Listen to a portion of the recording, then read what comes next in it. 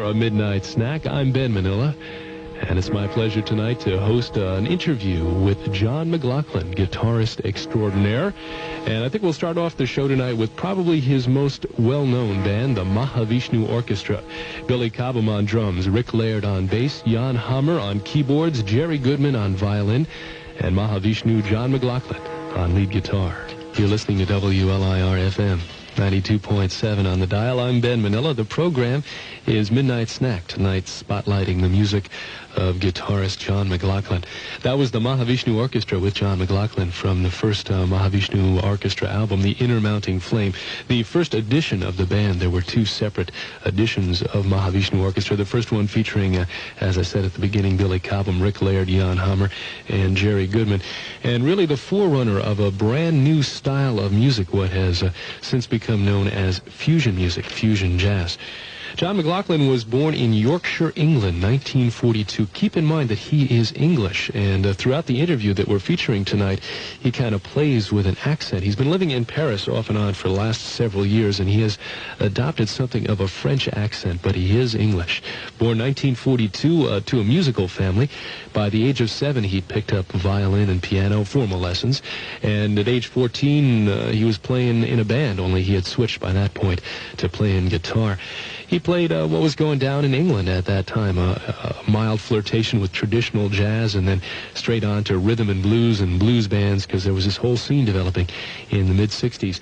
He played with virtually everybody around at that time. At one point, he was a member of Georgie Fame's band. Another time, he was in Brian Auger's Trinity.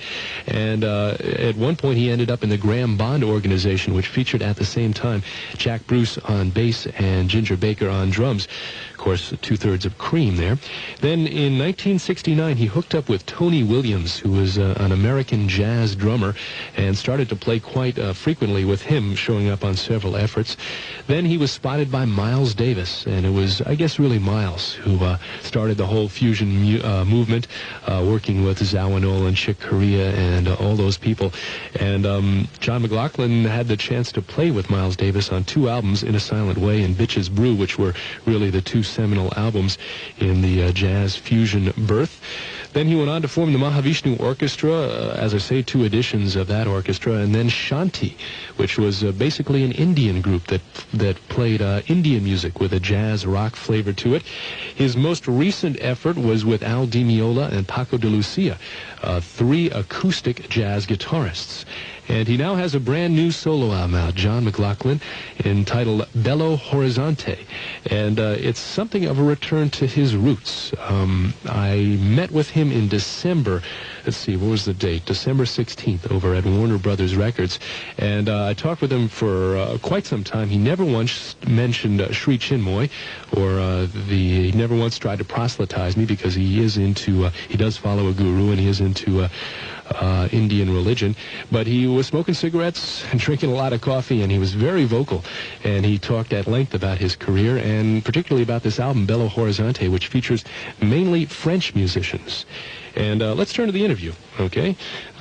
This was conducted December 16th, 1981, and one of the questions I asked John McLaughlin was why he keeps changing around, why he keeps switching. The minute you seem to have him pegged in one groove, he's off doing an Indian thing or whatever. And this is one of the things he said. This is LIR. Because I'm constantly looking for new forms. I'm looking for new ways to say, finally, I'm saying the same thing over and over again. We're all saying the same thing. I'm just talking about my life and the way I feel about everybody in the world that I live in. And that's all I can talk about. But the thing that we can change is the way we say it. And that's what's fascinating. Because you can say it more or less elegantly, more or less eloquently, more or less accurately, and depending on how much work and inspiration, of course, that you employ in the discovery of new forms. And that's what I spend the majority of my time doing. I'm curious as to how you see the state of jazz music today. In New York City, there's, at least as far as the airwaves go, we lost our only all-jazz station, RVR. Yeah. And there are certain commercial-free stations and another few stations that play jazz late at night and that sort of thing. And with the exception of LIR, there are very few rock stations, because we are a primarily rock station, that incorporates your music. Al Di Meola, Billy Cobham. Thank you very much. Well, you're welcome. Thank you for making the music. Thank you. So accessible. I need you. You know, I mean, I need you. That's. How the state of the jazz, I don't know. I mean, for me, it's alive and well and living in me, you know.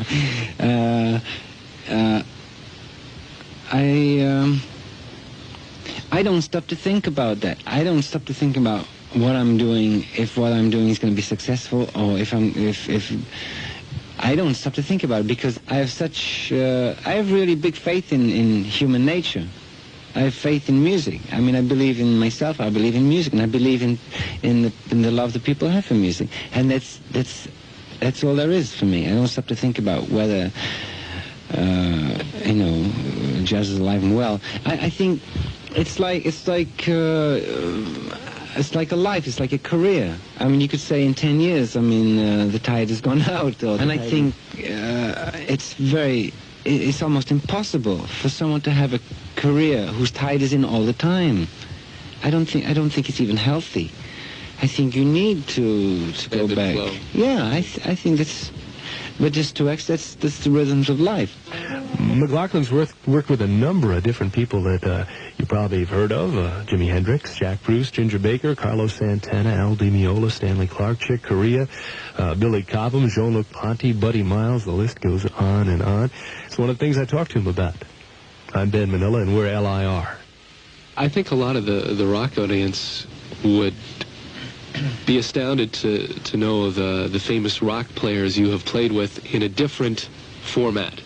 For instance, Jack Bruce and Tony Williams in the Tony Williams lifetime, or even earlier on, you played with Bruce and Ginger Baker.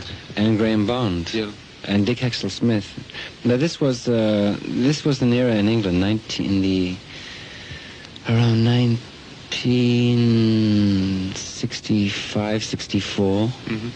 There was a very healthy period. Everything was in the melting pot, and rhythm and blues was very popular, which is the same thing as jazz in a sense. I mean, when you look at Mingus's Blues and Roots, I mean, is that rhythm and blues or is it jazz? You know, these names become interchangeable. Yeah. And being only two clubs, and you had Alexis Korner, who, of course, Jagger was one of the singer, Charlie Watts. Sure, the Led Zeppelin grew out of Korner. Robert Plant worked with Korner. A lot of people worked with him. A lot of people. He was a big cornerstone of the entire movement.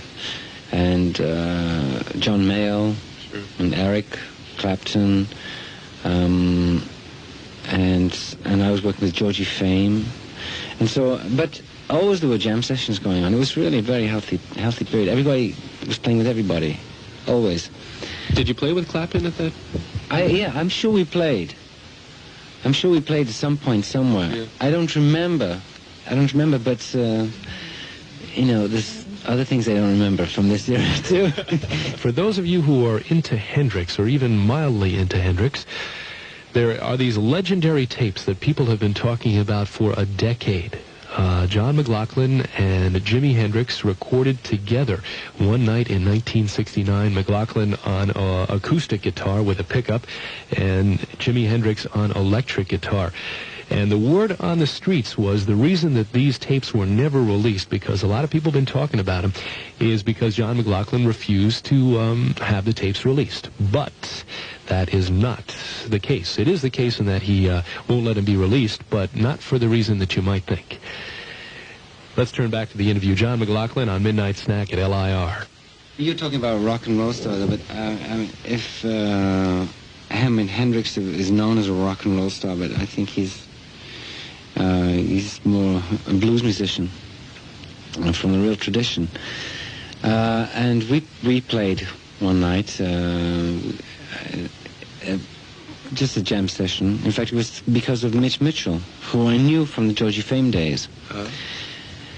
And we played together then. Again, it was around this same era, and of course, he was playing with Jimi Hendrix around 1969, and I was playing with Tony Williams. And Mitch Mitchell loves Tony Williams, loves Elvin Jones. He's another jazz fan, through and through. And came down to the Village Vanguard while we were playing and invited us to come and play in the record plant. And so I went there with Dave Holland. Mm-hmm. And we played from 2 till 8 in the morning. And I thought, it was a wonderful experience. But regarding the recordings, I know they were recording that night, but, we were just playing and just having a good time. But since then, I've been approached for people to put a record out. But so far, I said, well, let me hear something of what we did. Because I couldn't remember too much, except that we had a good time. And but so they played me a tape once, and it was about 3 minutes long, and it was really not so much there. It wasn't really, it wasn't cooking. It was about 5 o'clock in the morning, and we were meandering a little bit, but certainly not even enough time to make a real assessment. So what you're saying is you really haven't had a chance to sit down and listen to the Jimi Hendrix, John McLaughlin tape? No, well, I've asked for more examples, but all that I've heard has been too short, and in fact, I don't think qualitatively it's up to par. I guess you didn't really have a chance to get to know Jimmy, seeing as you really only played with him that once. Well, we met several times, and as a person, he was really sweet. What a very humble person. He had absolutely no pretensions whatsoever. Really, such a real human being. A beautiful person.